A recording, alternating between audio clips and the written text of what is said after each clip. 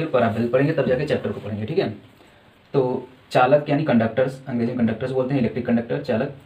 चालक क्या होते हैं? वे पदार्थ होते हैं जिनमें मुक्त इलेक्ट्रॉनों की संख्या क्या हो? पर्याप्त हो। मुक्त इलेक्ट्रॉनों की संख्या, मुक्त इलेक्ट्रॉन होते हैं हमेशा गतिशील होते हैं, तो इन्हें हम आवेश वाहक बोलते हैं, क्योंकि इन पर ऋण आवेश होता है और ये ऋण आवेश को लेकर गति करते हैं। तो वे पदार्थ हैं जिनमें आवेश वाहकों की संख्या पर्याप्त हो, यानी जिनमें वैद्युत का चालन हो, यानी जिनसे होकर विद्युत धारा प्रवाहित हो सके, उन्हें हम क्या कहेंगे? चालक कहेंगे। फॉर एग्जाम्पल जैसे हो गया आयरन, एल्युमिनियम, कॉपर हुआ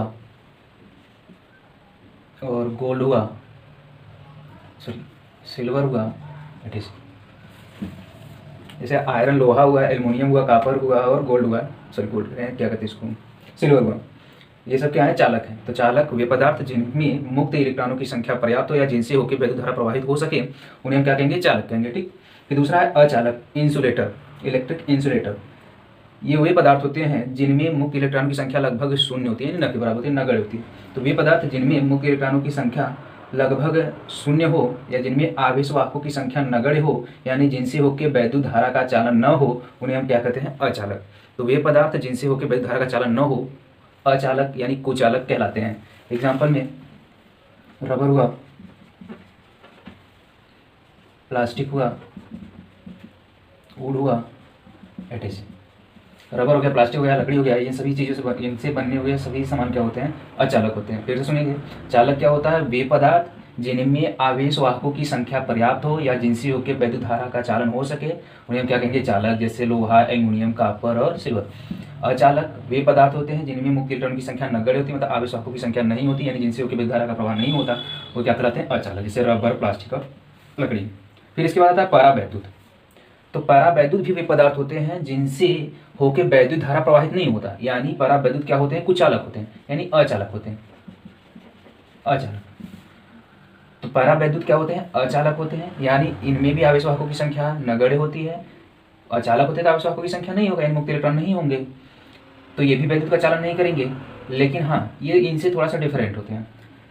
इनसे वैद्युत का चालन तो नहीं होता, लेकिन ये वैद्युत के प्रभाव को स्थानांतरित करते हैं।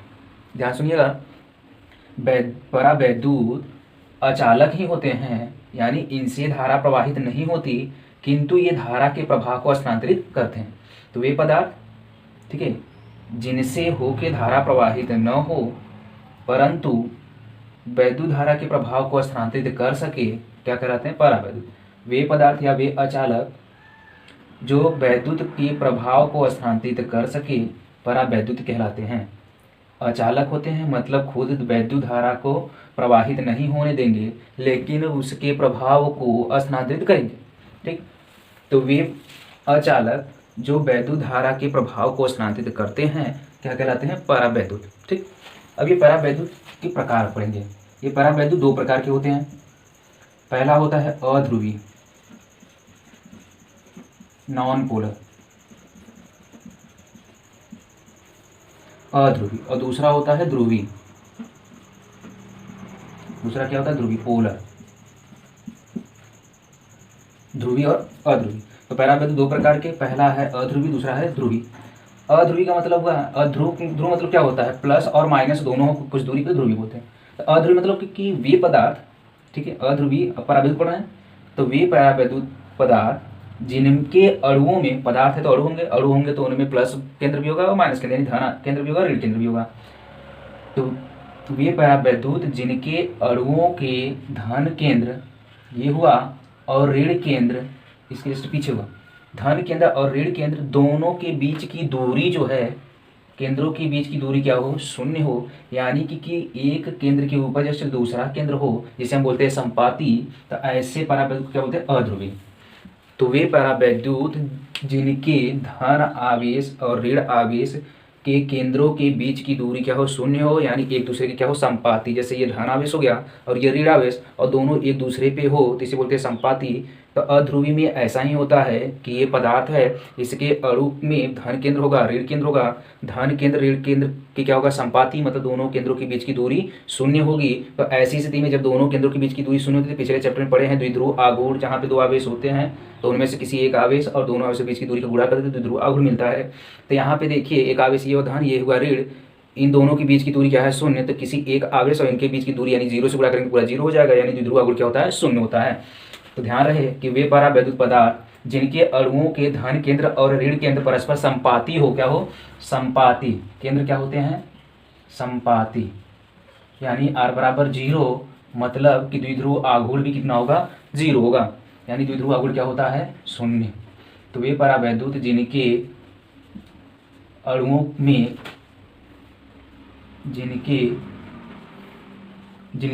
वे परावैद्युत जिनके अणुओं में धन केंद्र तथा ऋण केंद्र के बीच की दूरी शून्य हो, अर्थात उनका द्विध्रुव आघूर्ण क्या हो, शून्य हो, कुल द्विध्रुव आघूर्ण क्या हो, शून्य हो, क्या कहलाएंगे, अध्रुवी। फिर से सुनिए, वे परावैद्युत जिनके अणुओं के धन केंद्र तथा ऋण केंद्र परस्पर संपाती हो, यानी केंद्रों के बीच की दूरी शून्य होती है, स्थिति में कुल द्विध्रुव आघूर्ण क्या हो जाता है, शून्य। तो ऐसे परावैद्युत को हम क्या बोलते हैं, अध्रुवी। एग्जाम्पल की बात करें तो जितने भी डायटॉमिक गैस होते हैं, ठीक है, जैसे H2 हुआ, N2 हुआ, O2 हुआ, CO2 हुआ, CH4 हुआ, ये सब एग्जाम्पल है किसके, अध्रुवी।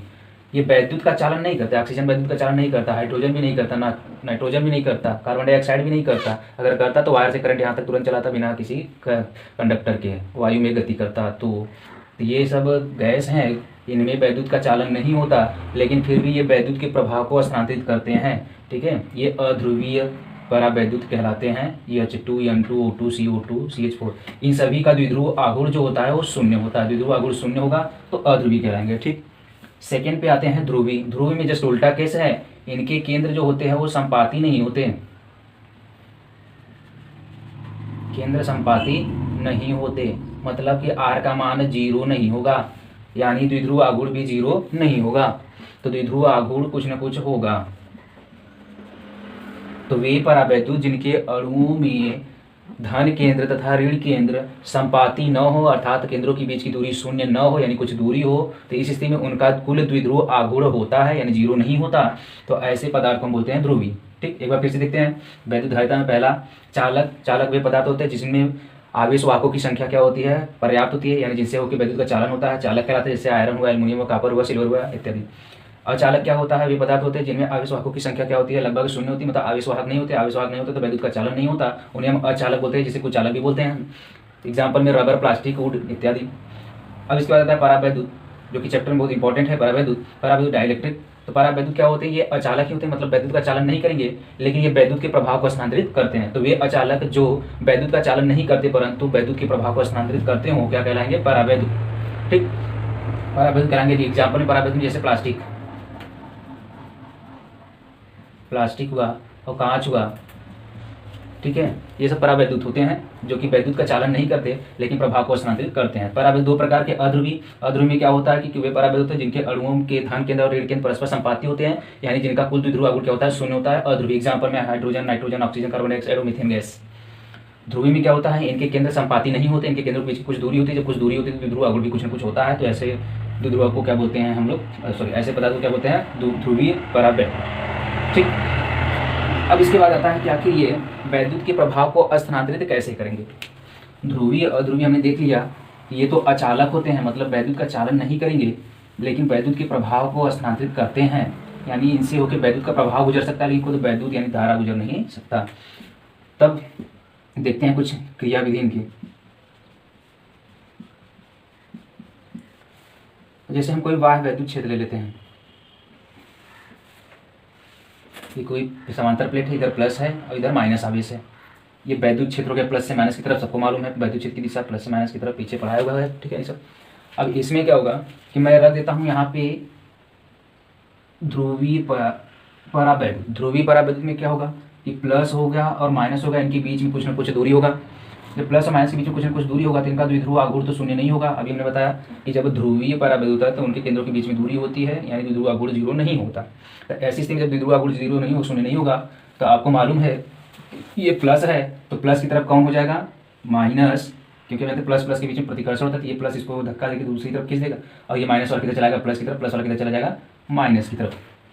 अब ये क्या हो गया कि वैद्युत क्षेत्र के प्रभाव में आया, वैद्युत क्षेत्र के प्रभाव में आने पर इनके बीच की दूरी और बढ़ गई, और इनके बीच की दूरी और बढ़ गई, तो द्विध्रुव आघूर्ण जो हो गया वो पहले से क्या हो गया, और ज़्यादा हो गया, बढ़ गया द्विध्रुव आघूर्ण। अगर यहाँ पे P है तो यहाँ पे मान लेते हैं ये P डैश हो गया, ये पहले से क्या हो गया, ज़्यादा हो गया, द्विध्रुव आघूर्ण पहले से बढ़ गया, क्योंकि केंद्रों के बीच की दूरी बढ़ गई, तो द्विध्रुव आघूर्ण बढ़ गया, द्विध्रुव आघूर्ण बढ़ गया। तो यहाँ पे देखिए प्लस है, यहाँ पे माइनस है, तो आपको मालूम है कि प्लस से माइनस की तरफ वैद्युत, क्योंकि आवेश है तो आवेश से वैद्युत क्षेत्र रहेगा, तो इसका भी अपना वैद्युत क्षेत्र आ जाता है, और इसका वैद्युत क्षेत्र देखिए प्लस इधर माइनस इधर, तो प्लस से माइनस की तरफ ये वैद्युत क्षेत्र आ गया ई डैश। तो देखिए यहाँ पे कैसे, ये चालन तो नहीं किए, लेकिन वैद्युत के प्रभाव को क्या कर दिए, उत्पन्न कर दिए। पहले जो वैद्युत क्षेत्र था, बाहर से क्षेत्र लगाया गया था, वो ई था, प्लस से माइनस की तरफ हमने ध्रुवीय पदार्थ को रखा है। यहाँ पे ध्रुवीय पदार्थ में केंद्र बीच कुछ दूरी कुछ न कुछ होता है, यहाँ पे है तो द्विध्रुव कुछ न कुछ है, लेकिन जैसे ही वैद्युत क्षेत्र में रखा तो ये जो धन केंद्र है वो ऋण प्लेट की तरफ चला गया, और ऋण केंद्र जो है वो धन प्लेट की तरफ चला गया, इससे इनके केंद्रों के बीच की दूरी पहले से बढ़ गई, तो इनका द्विध्रुव आघूर्ण भी बढ़ गया। केंद्रों के बीच की दूरी बढ़ेगी, दूरी बढ़ेगी, द्विध्रुव आघूर्ण बढ़ जाएगा। तो हमने मान लिया यहाँ पे द्विध्रुव आघूर्ण कितना पीड़ा है, जो कि पहले से क्या है, ज़्यादा है, लेकिन जीरो नहीं, क्योंकि जीरो पहले भी नहीं था, तो बढ़ गया।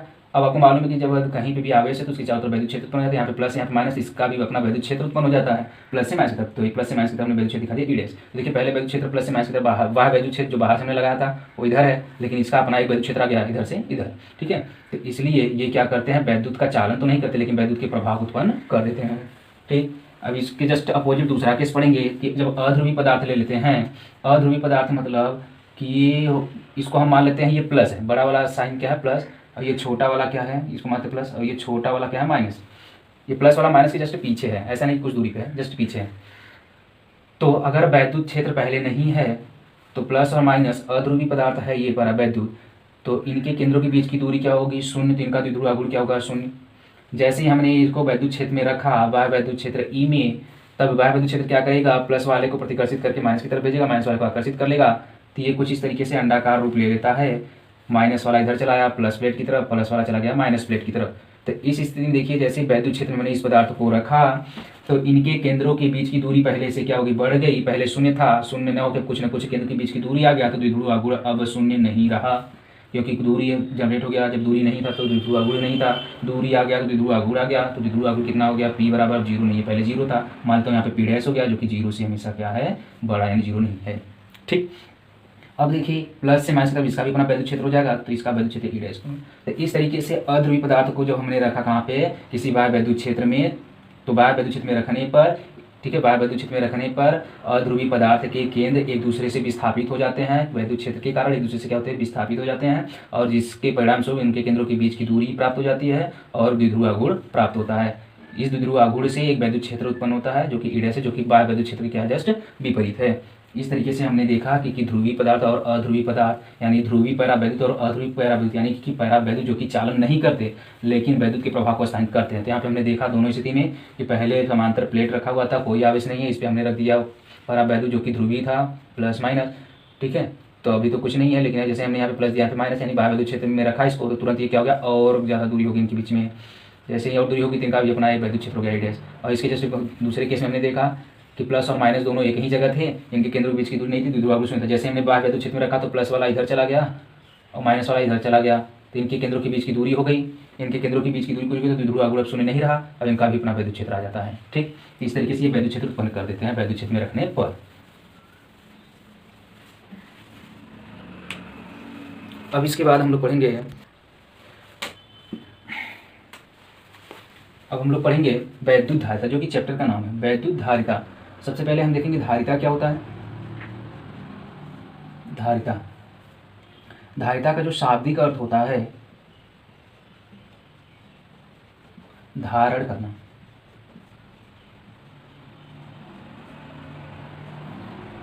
धारण करने की क्षमता। तो धारिता का मतलब होता है धारण करने की क्षमता। अब यहाँ पे लिखा है वैद्युत धारिता। वैद्युत धारिता का मतलब, वैद्युत मतलब जब भी वैद्युत का नाम ले समझिए क्या, आवेश, ठीक। तो वैद्युत धारिता मतलब कि वैद्युत आवेश को धारण करने की क्षमता। अब धारण कौन करता है, कोई न कोई वस्तु करता है किसी भी चीज को धारण, ठीक है। तो अब यहाँ पे वैद्युत धारिता है, तो वैद्युत आवेश को जो धारण करेगा उसकी धारण करने की जो क्षमता होगी उसे हम क्या कहेंगे, वैद्युत धारिता। कुल मिला के कहने का मतलब वैद्युत धारिता मतलब कि किसी वस्तु द्वारा वैद्युत आवेश को धारण करने की क्षमता उसकी धारिता कहलाती है। अब आवेश को धारण कौन कर सकता है, तो आपको मालूम है आवेश को कौन धारण कर सकता है, चालक। कौन करेगा, चालक। तो यानी कि किसी चालक के वैद्युत आवेश को धारण करने की क्षमता जो होती है उसे हम क्या कहेंगे, वैद्युत धारिता। हर एक चालक की वैद्युत धारिता अलग अलग होगा, क्योंकि हर एक चालक जो होता है एक समान रूप से आवेशित नहीं होता। अलग अलग चालक, जैसे आयरन हो गया, एल्युमिनियम हो गया और कॉपर हो गया, तो इनको जब हम आवेशित करेंगे तो आयरन सबसे कम आवेशित होता है, एल्युमिनियम उससे थोड़ा सा ज़्यादा और कॉपर उससे थोड़ा सा ज़्यादा। यानी कि अलग अलग पदार्थ के चालक हैं तो उनकी धारिता क्या होगी, अलग अलग होगी, यानी वे अलग अलग रूप से आवेशित हो सकते हैं।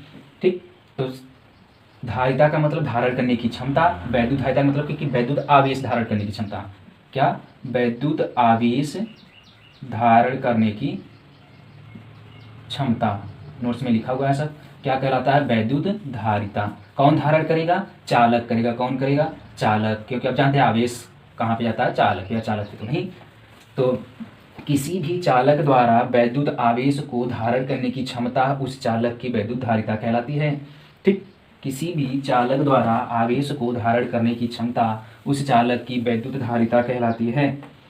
क्या कहती है, वैद्युत धारिता। अब देखिए पिछले चैप्टर में पढ़ चुके हैं विभव वाले में, विभव का फार्मूला क्या होता है, V बराबर 1/4πε0 के Q/R। Q क्या होता है, आवेश, R क्या होता है, उस आवेश से बिंदु की दूरी जहाँ पे विभव निकालना होता है। ये पूरा कांस्टेंट होता है, सबको मालूम है।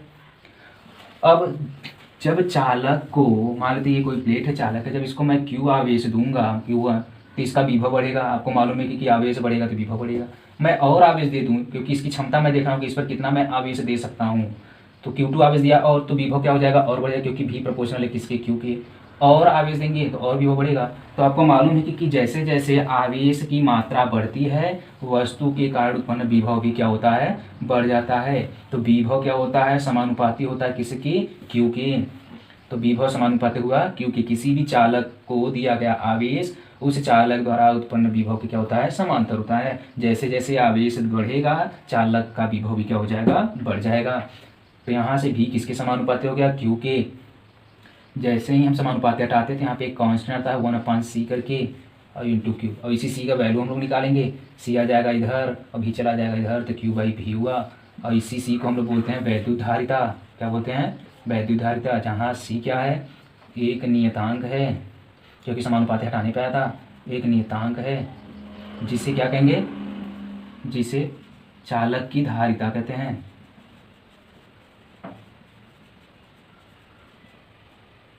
जिसे चालक की धारिता कहते हैं।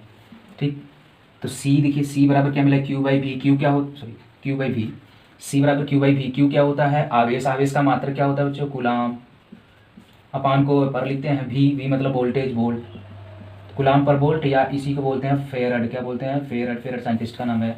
ठीक, तो C क्या है, धारिता। फिर से समझेंगे, किसी भी चालक को जब विभव, किसी भी चालक को आवेशित करेंगे, क्योंकि हमको धारिता देखना, धारिता मतलब धारण कराना, क्या, आवेश। तो हम जब चालक को आवेशित करेंगे तो चालक का विभव क्या हो जाएगा, बढ़ जाएगा। जैसे ही चालक का विभव बढ़ेगा आवेश बढ़ने के साथ, तो कहेंगे मतलब कि विभव समानुपाती हुआ आवेश के।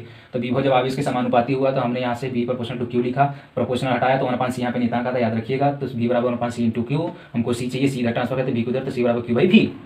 तब यहाँ से Q क्या होता है, कूलाम मात्रक, V क्या होता है, वोल्ट। तो कूलाम पर वोल्ट, या इसी फेरड बोलते हैं, फेरड साइंटिस्ट का नाम है जो कि धारिता के बारे में बताए थे। तो C बराबर Q/V। अब यहाँ से अगर परिभाषित करना हो हमें C को, तो वैद्युत धारिता क्या है, आवेश और विभव का क्या है, अनुपात है। ठीक है, तो आप ऐसे परिभाषित करेंगे कि किसी भी चालक को दिए गए आवेश तथा चालक में उत्पन्न विभव का जो अनुपात होता है उसी को क्या बोलते हैं, चालक की धारिता। तो किसी भी चालक की धारिता चालक को दिए गए आवेश तथा आवेश के कारण उत्पन्न विभव का जो अनुपात होता है उसके बराबर होता है। फिर से, किसी भी चालक की वैद्युत धारिता चालक को दिए गए आवेश तथा आवेश के कारण उत्पन्न विभव के अनुपात के बराबर होता है। किसी चालक को दिए गए आवेश तथा आवेश के कारण, आवेश देंगे तभी आवेश के कारण ही विभव बढ़ेगा। तो किसी चालक को दिया गया आवेश तथा आवेश के कारण उत्पन्न विभव के अनुपात को, इसको क्या बोलते हैं, अनुपात को क्या बोलते हैं, चालक की वैद्युत धारिता। ध्यान रहे कि अलग अलग चालक की वैद्युत धारिता अलग अलग होगी, क्योंकि अलग अलग चालक अलग अलग रूप से आवेशित होता है। ठीक है, उसका विभव अलग अलग होता है, पीछे पढ़ चुके हैं। तो किसी भी चालक को आवेशित करने पर आवेश द्वारा उत्पन्न विभव के अनुपात को क्या बोलते हैं, वैद्युत धारिता। ठीक है, तो यहां से क्लियर हुआ वैद्युत धारिता। अब इसके बाद हम लोग देखेंगे कुछ चालक को ले लेते हैं, उसकी वैद्युत धारिता हम लोग नोट करेंगे। गोलीय चालक की वैद्युत धारिता, गोलीय चालक की वैद्युत धारिता।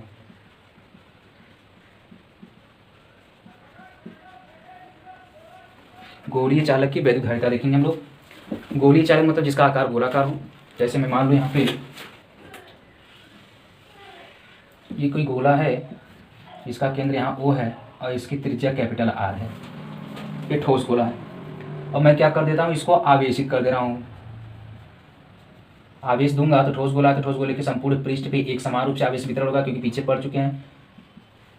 जब आवेशित करते हैं किसी भी चालक को तो आवेश एक समान रूप से वितरित होता है सब पृष्ठ पे। तो गोला ठोस है तो ठोस के पूरे पृष्ठ पे क्या हो जाएगा, आवेश वितरित हो जाएगा। मान लेता हूँ Q आवेश हमने दिया। अब जैसे हमने Q आवेश दिया तो ये आवेश कहाँ वितरित होगा, इसके पृष्ठ पे। तो केंद्र से दूरी कितना है R, तो हम मानेंगे कि विभव कितना हो जाए, आपको मालूम है चूंकि गोले के पृष्ठ पर विभव, गोले के पृष्ठ पर विभव सबको मालूम, पीछे पड़े हैं 1/4 पाई एप्सिलॉन नॉट Q बटे गोले की त्रिज्या, इतना विभव होता है। अब आपको चाहिए क्या, गोले की धारिता चाहिए। धारिता कब निकालते हैं, कैसे क्या होता है धारिता फार्मूला C बराबर Q/V, मतलब आवेश में विभव से भाग चला जाए। हमारे पास विभव मालूम है, हम क्या कर दें, आवेश कहीं से मिल जाए काम हो जाए, तो हम लोग क्या करते हैं इसी को इधर ट्रांसफर, Q इधर गुणा इधर क्या हो जाएगा भाग, तो V/Q equal to 1/4 pi epsilon not into R upon R। हमको Q/V चाहिए, V/Q नहीं, Q/V चाहिए, उल्टा कर देते हैं, व्युत्क्रम लेते हैं। तो Q/V इक्वल टू ये भी उल्टा हो जाएगा 4 पाई एप्सिलॉन नॉट इंटू R। ठीक, यहाँ पे K भी होगा, तो Q/V को क्या बोलते हैं C बराबर क्या होगा 4 पाई epsilon not K into R। अब 4 पाई एप्सिलॉन नॉट तो कांस्टेंट है, विच इम्प्लाइज दैट C जो है वो समानुपाती हो गया K और C समानुपाती हो गया किसके, R के। यहाँ से दो टर्म निकल के आए, क्या नहीं दिख रहा है, तो C बराबर 4 पाई epsilon not K into R, ये पूरा कांस्टेंट टर्म, तो C समानुपाती हो गया किसके K के, तथा C समानुपाती हो किसके R के। यहाँ से दो टर्म निकल के आए। अब देखिए यहाँ से क्या पता चलता है कि K क्या होता है, सबको मालूम है, परावैद्युतांक होता है, यानी परावैद्युत पदार्थ जो होते हैं उनका एक अंक निर्धारित होता है कि इसके लिए वैल्यू वही होगा, किसी पदार्थ के लिए K का वैल्यू होता है, अलग अलग पदार्थ के लिए K का वैल्यू अलग अलग होता है, यानी अलग अलग प्रकार का परावैद्युत होगा तो उसके लिए C का मान अलग होगा। ठीक, तो यहाँ से C प्रोपोर्शनल टू K, जिस पदार्थ के लिए परावैद्युतांक K का मान ज़्यादा होगा उसके लिए धारिता क्या होगा, ज़्यादा होगा। जैसे वायु ले लिया जाए, ठीक है, वायु ले लिया जाए एक जगह और एक बार परावैद्युत को हम मान लेते हैं, कोई गैस ले लेते हैं, ऑक्सीजन मान लेते हैं, तो वायु और ऑक्सीजन के लिए, वायु के लिए K का मान ठीक है 1 होता है, ऑक्सीजन के लिए K का मान 1 से अधिक होता है, तो K का मान जिसके लिए अधिक होगा C का मान उसके लिए क्या होगा, ज़्यादा होगा। यानी किसी चालक को अगर निर्वात में रखते या वायु में रखते हैं, या निर्वात में, वायु यानी निर्वात मानते हैं लोग, अगर वहाँ पे रखते हैं तो वो अगर आवेश को धारण करता है, मान लेते हैं कि 500 आवेश को धारण किया, तो उसी चालक को अगर हम किसी गैस में रख देते हैं तब वही चालक 500 से ज़्यादा आवेश को धारण करेगा। यानी कि जैसे जैसे परावैद्युतांक बढ़ता है धारिता क्या हो जाती है, बढ़ जाती है। फिर यहाँ पे C समानुपाती R लिखा हो, मतलब कि अगर गोला है तो गोले की त्रिज्या अगर बढ़ती है तो सामान्य सी बात है कि गोले की त्रिज्या बढ़ी, गोले का आकार बढ़ेगा, गोले का आकार बढ़ेगा तो उसका पृष्ठ बढ़ेगा, पृष्ठ का क्षेत्रफल बढ़ेगा, तो कहने मतलब उस पे पृष्ठ पे और अधिक आवेश आ सकते हैं। तो यहाँ से पता चलता है कि परावैद्युतांक अगर बढ़ा तो C बढ़ा, अगर त्रिज्या बढ़ा, आकार बढ़ा तो धारिता बढ़ा। यानी कि अगर आकार बढ़ाते हैं, चालक का आकार बढ़ाते हैं तो चालक की धारिता भी क्या हो जाएगी, बढ़ जाएगी। ये गोली चालक के लिए देखा गया।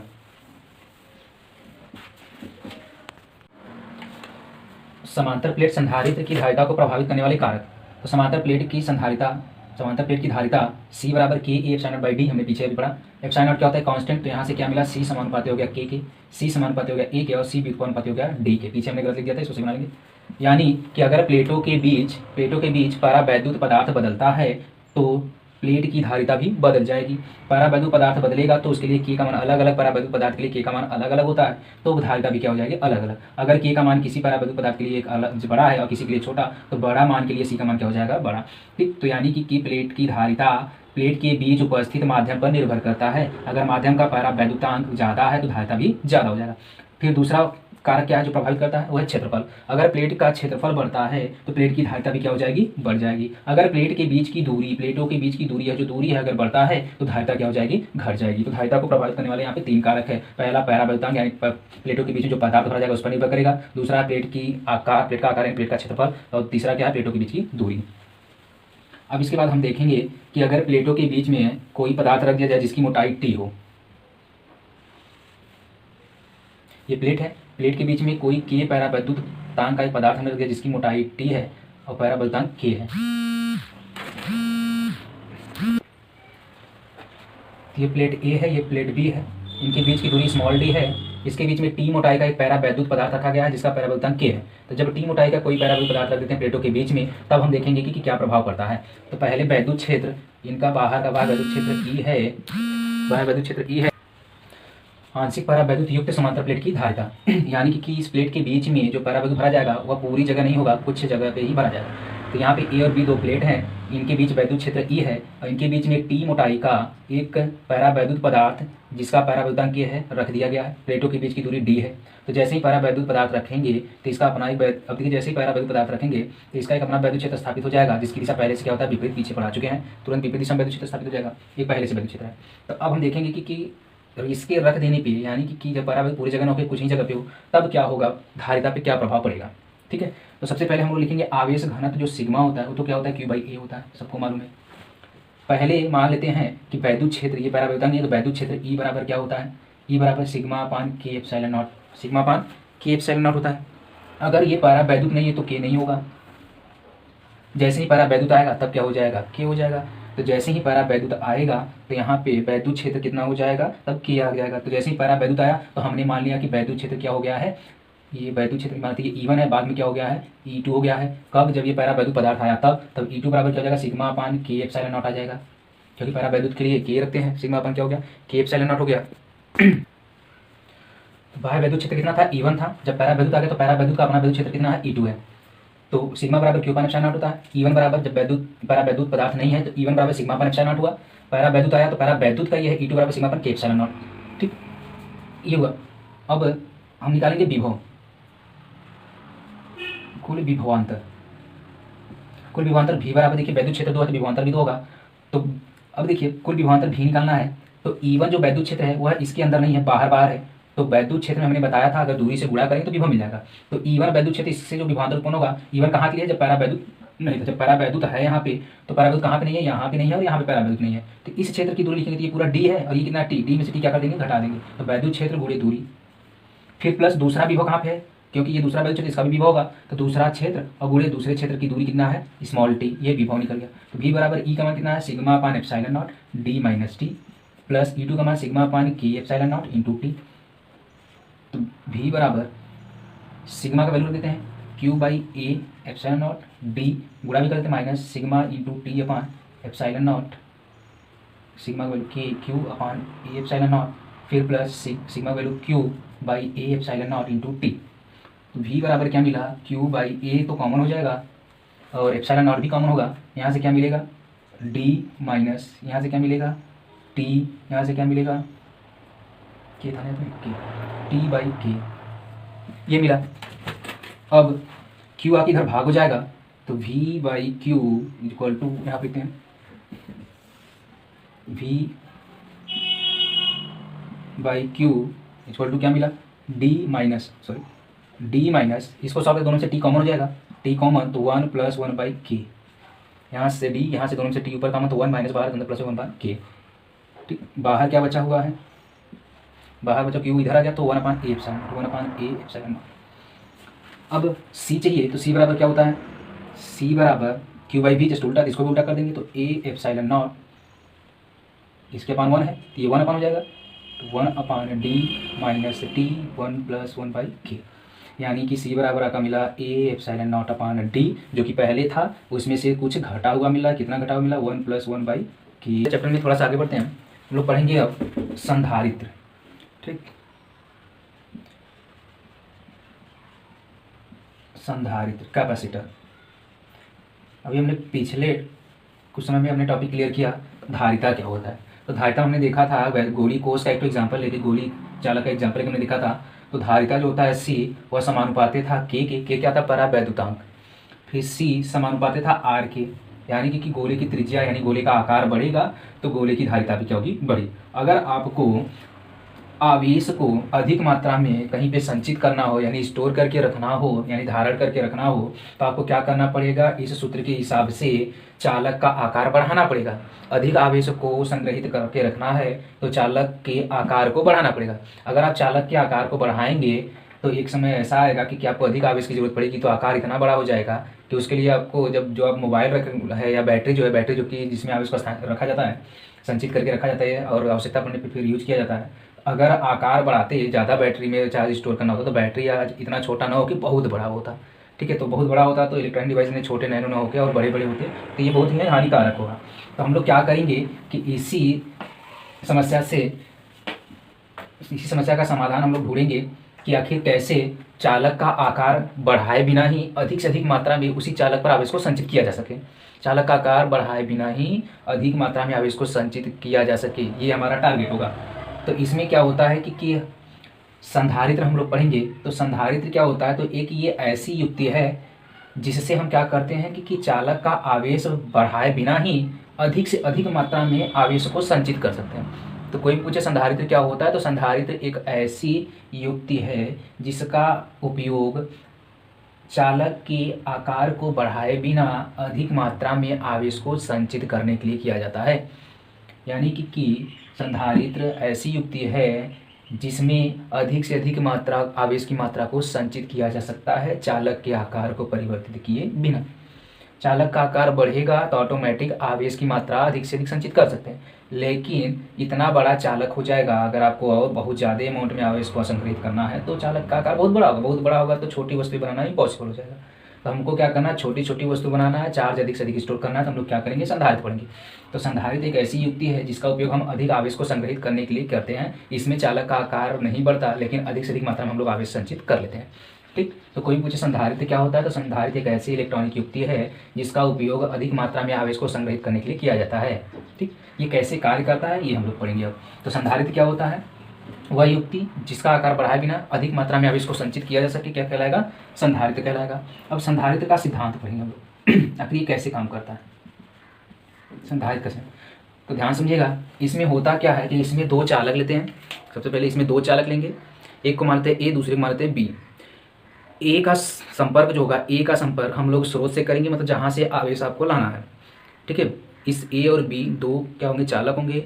ए में ही आवेश को संग्रहित करना है, यानी ए धारण करेगा चालक को, तो हम लोग क्या करेंगे, ए को स्रोत से जोड़ देंगे, स्रोत से जहाँ से आवेश आ रहा है उससे जोड़ देंगे, आवेश इस पर आके संग्रहित होगा। तो एक समय ऐसा आएगा कि इसका आकार तो पर्याप्त है यहाँ पे, तो इस पर आवेश की मात्रा एक सीमित मात्रा में आवेश क्या होगा, संचित होगा। लेकिन आपको और अधिक आवेश को इस पर संचित कराना है, यानी इस हाथ पे, तो क्या करना पड़ेगा, इसका आकार बढ़ाना पड़ेगा। अब देखो इतना आकार बढ़ गया तो इस पर और जगह हो गया तो और आवेश संचित हो सकता है, लेकिन हमें आकार को परिवर्तित नहीं करना है और आवेश को लगातार बढ़ाते रहना है, यानी आकार ही होना चाहिए, आवेश की मात्रा अधिक करना पड़ेगा। तो हम लोग क्या करेंगे कि इसके जस्ट समीप एक दूसरा चालक बी लाते हैं, जो कि बी का संपर्क इससे नहीं होगा, यानी यहाँ से संपर्क होते आवेश इस पर चला जाए तो आकार तो बढ़ गया, लेकिन हमको क्या करना है, आकार वही रखना है, मतलब इसका संपर्क इससे नहीं होगा, ये बी चालक है तो इसका संपर्क ए वाले से नहीं होगा। ए का संपर्क किससे होता है, स्रोत से इस पर आवेश आएगा, एक समय आएगा तो इस पर आवेश संचित होने की क्षमता समाप्त हो जाएगी, यानी अब इससे अधिक आवेश संचित नहीं होगा, लेकिन हमारा उद्देश्य क्या है कि और अधिक आवेश इस पर लाए।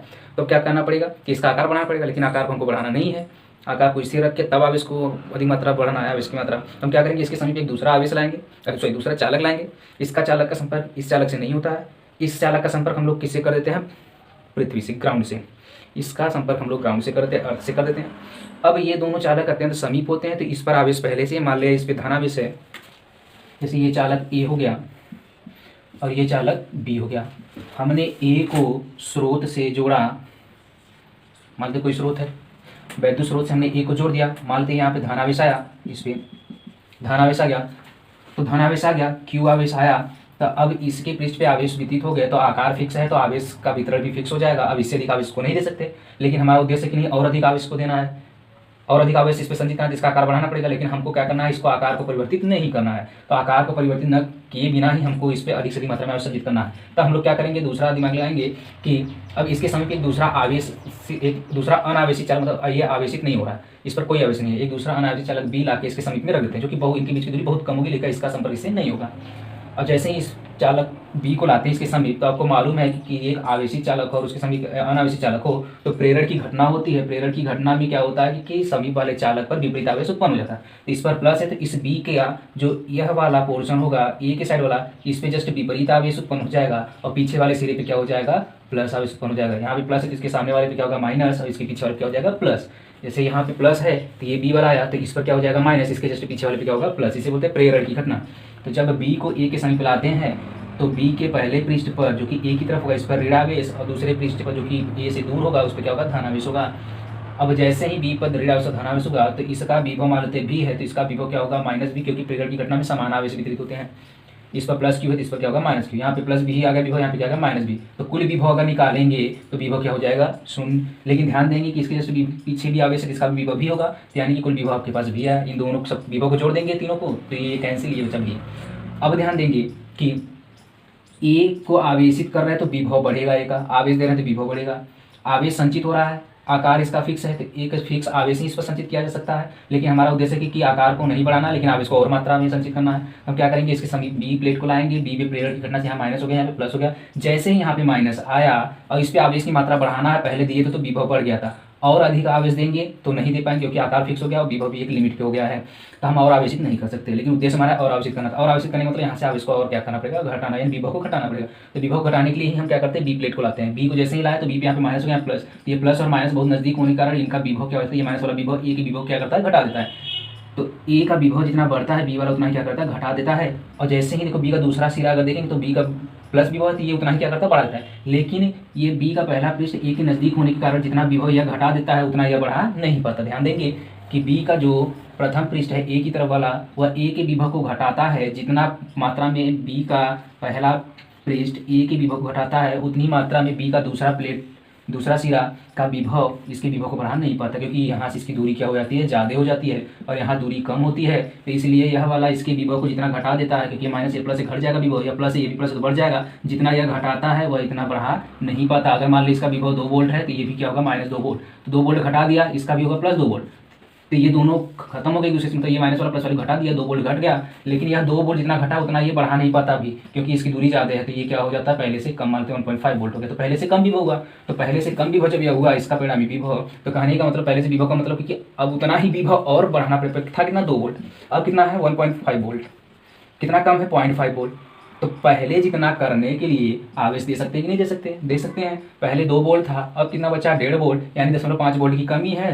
तो 0.5 वोल्ट और बढ़ाने के लिए हमको आवेश और देना पड़ेगा, तो और आवेश दे देते हैं हम यहाँ से। तो इस तरीके से देखते हैं कि आवेश की मात्रा हम और अधिक यहाँ संचित कर सकते हैं। अब हमको क्या करना है कि कितना कम मात्रा में नहीं संचित करना है। प्रोसेस तो यही है कि जैसे ही ए का विभव बढ़ेगा बी वाला प्लेट आएगा, बी वाला जैसे चालक आएगा तो बी वाले चालक का पहला पृष्ठ क्या करेगा, विभव घटाएगा, दूसरा पृष्ठ क्या करेगा, विभव को बढ़ाएगा। दूसरा पृष्ठ विभव को बढ़ा उतना नहीं बढ़ा पाता जितना कि ये वाला पहला वाला पृष्ठ क्या कर देता है, विभव को घटा देता है। ये वाला जितना घटाएगा इसका विभव, यह वाला उतना बढ़ा नहीं पाता, इसलिए इसके विभव में कमी आ जाती है। इसके विभव में कमी आती है, इसके विभव को फिर पहले जितना करने के लिए हमको बाहर से फिर से आवेश देना पड़ता है। इस प्रकार हमारा उद्देश्य यही था कि आकार को न बढ़ाए लेकिन आवेश बाहर से और दे दे। इस प्रकार से हमने बाहर से आवेश को और दे दिया।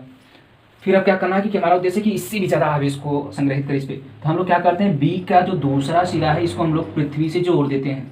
और पृथ्वी का विभव कितना होता है, 0। जैसे यहाँ पे प्लस होगा तो सारे प्लस कहाँ पे चले जाएंगे, पृथ्वी में विभव क्या हो जाएगा, 0।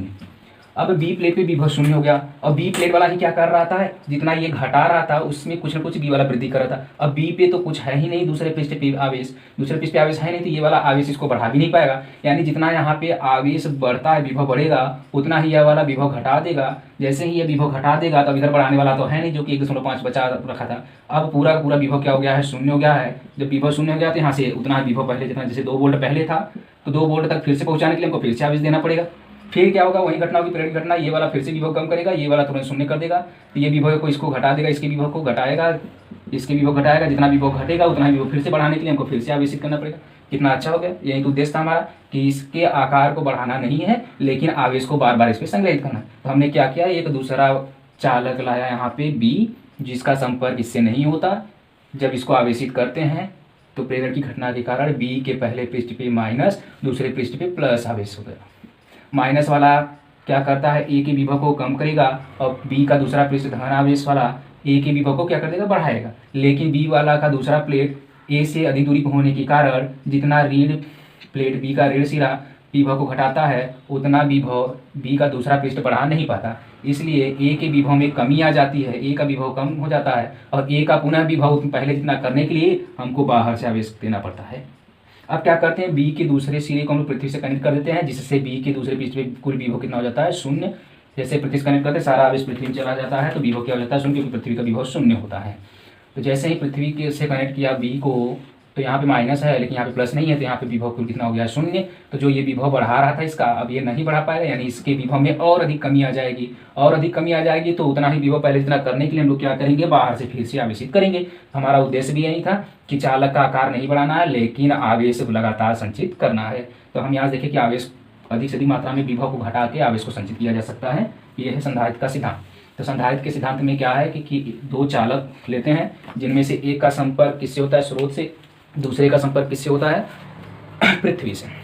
जब ए को हम लोग आवेशित करते हैं तो ए पे धन आवेश जैसे यहाँ पे लिया गया था, ए जैसे ही आवेशित होता है तो उसका विभव बढ़ जाता है। बी अत्यंत समीप होने के कारण, प्रेरण की घटना के कारण बी के पहले पृष्ठ पे ऋण आवेश और दूसरे पृष्ठ पे क्या होता है, धन आवेश। ए पे जितना विभव बढ़ता है, बी का पहला पृष्ठ जित पर जितना उतना ही ऋण विभव उत्पन्न होता है, तो प्लस और माइनस, यानी बी का पहला पृष्ठ ए के विभव को घटा देता है, लेकिन बी का दूसरा पृष्ठ उतना ही विभव क्या करता है, बढ़ा देता है। लेकिन बी का दूसरा पृष्ठ ए के पृष्ठ से काफ़ी दूर होने के कारण उतना विभव बढ़ा नहीं पाता जितना कि पहला पृष्ठ घटा देता है, यानी कि ए के विभव में कमी आ जाती है। जब ए के विभव में कमी आ जाती है तो विभव में कमी होने मतलब आवेश और अधिक देना पड़ेगा उतना ही विभव करने के लिए। तो हम क्या करते हैं, बाहर से आवेश को और देते हैं और ए पृष्ठ पे आवेश संचित होने लगता है। अभी हमने क्या किया कि आकार नहीं बढ़ाया लेकिन आवेश देना पड़ा। अब क्या करेंगे, बी के दूसरे पृष्ठ को हम पृथ्वी जोड़ देंगे। जैसे पृथ्वी जोड़ेंगे तो पृथ्वी का विभव शून्य होता है तो बी के दूसरे पृष्ठ का विभव शून्य हो गया। अब एक आवेशित था, विभव कुछ है ए का, बी के पहले पृष्ठ का विभव है उतना ही विभव घटा देगा बी वाला, और बी का दूसरा पृष्ठ पे कोई आवेश तो है नहीं तो बढ़ाएगा नहीं, यानी कि अब पहले से और कम विभव हो गया किसका, ए का। यानी अब ए पे उतना ही विभव पहले जितना करने के लिए और अधिक आवेश देना पड़ेगा। तो इस प्रकार हम क्या करते हैं, ए का आकार बढ़ाए बिना ही अधिक मात्रा में आवेश को संचित कर सकते हैं। ये था संधारित्र का सिद्धांत। अब हम पढ़ेंगे संधारित्र के प्रकार। संधारित्र के कई 5 प्रकार होते हैं, जिसमें से पहला आपको पढ़ना है समांतर प्लेट संधारित्र।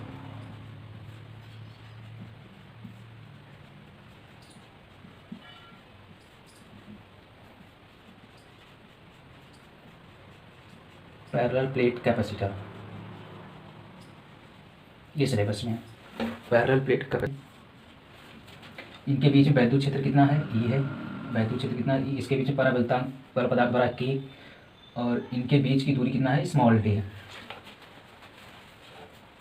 धातु की 2 समांतर प्लेटें परस्पर डी दूरी पर रखे हो, जिसमें से एक का संपर्क वैद्युत स्रोत से, दूसरे का संपर्क किस पे होता है, पृथ्वी से। तो इस प्रकार ये समांतर प्लेट संधारित्र बन जाता है। पहले प्लेट को स्रोत से कनेक्ट किया तो इस पर आवेश आया प्लस क्यू, इसलिए इसका आवेश घनत्व प्लस सिग्मा है और इसका आवेश घनत्व क्या होगा, माइनस सिग्मा, जस्ट विपरीत, क्योंकि प्रेरण की घटना होगी।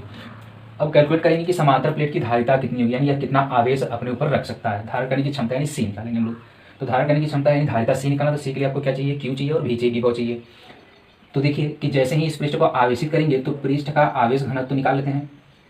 पृष्ठ का आवेश घनत्व, पृष्ठ का आवेश घनत्व सिग्मा बराबर क्या होता है, क्यू बाई ए। और यहाँ से क्यू कैलकुलेट करते हैं, क्यू बराबर क्या हो जाएगा, सिग्मा इंटू ए समीकरण में।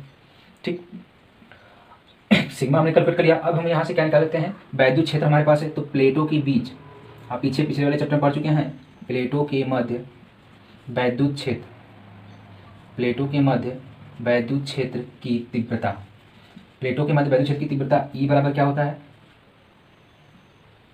ई बराबर के ए सिग्मा पान, ई बराबर सिग्मा पान के ए एप्सिलॉन नॉट। वैद्युत क्षेत्र ई बराबर क्या होता है, ई बराबर सिग्मा पान के एप्सिलॉन नॉट। तो सिग्मा पान एप्सिलॉन नॉट उससे होता है, एक मिनट मिस्टेक लिख दिया हमने, सिग्मा पान एप्सिलॉन नॉट होता है, लेकिन यहाँ पे पैरा वैद्युतांक यानी के है तो के का मान हम यहाँ पर रख देंगे। तो ई बराबर क्या मिला, सिग्मा पान एप्सिलॉन नॉट। हमें ई मिला, हमको क्या चाहिए, वैद्युत विभव। तो विभव भी बराबर क्या होता है, दोनों प्लेटों के बीच की दूरी और गुणे वैद्युत क्षेत्र। वैद्युत क्षेत्र में जब दूरी से गुणा कर दिया जाता है तो क्या मिल जाता है, विभव मिल जाता है। तो विभव भी बराबर डी इंटू ई का मान सिग्मा अपान के एप्सिलॉन नॉट। अब सिग्मा का मान रख सकते हैं बाहर से, पहले क्वेश्चन से सिग्मा का मान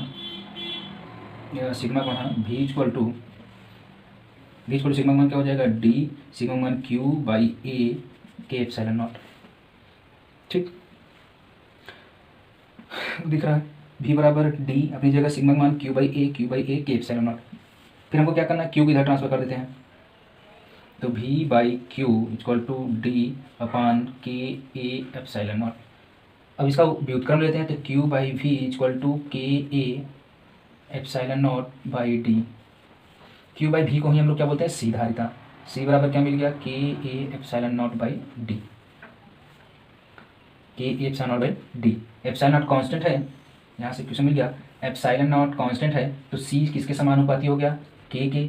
सी किसके समानुपाती हो गया, सी बराबर क्या मिला, के A epsilon naught by D. अगर के का वैल्यू 1 ले ले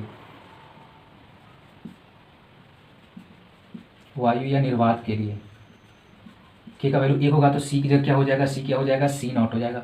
सी नॉट इक्वल टू के का वैल्यू 1 हो गया तो बचा ए एप्सिलॉन नॉट बाई डी। ठीक, अब दोनों को डिवाइड कर लेते हैं, दोनों को डिवाइड करते हैं, सी अपान सी नॉट डिवाइड कर लेते हैं, तो इतना के A epsilon naught by D upon A epsilon naught by D. ये कैंसिल हुआ, सी अपान सी नॉट इक्वल टू क्या मिला, के। यानी परावैद्युतांक, किसी माध्यम का परावैद्युतांक, ठीक, माध्यम की धारिता, माध्यम उपस्थित होने पे धारिता तथा माध्यम अनुपस्थित होने पे धारिता के अनुपात के बराबर था। ये सी क्या, प्लेट की धारिता कब, जब के था, यानी माध्यम था, प्लेटों के बीच में कोई माध्यम है, कोई परावैद्युत था। सी नॉट क्या है, जब माध्यम नहीं है, यानी वायु है या निर्वात है, यानी माध्यम नहीं है तब के लिए।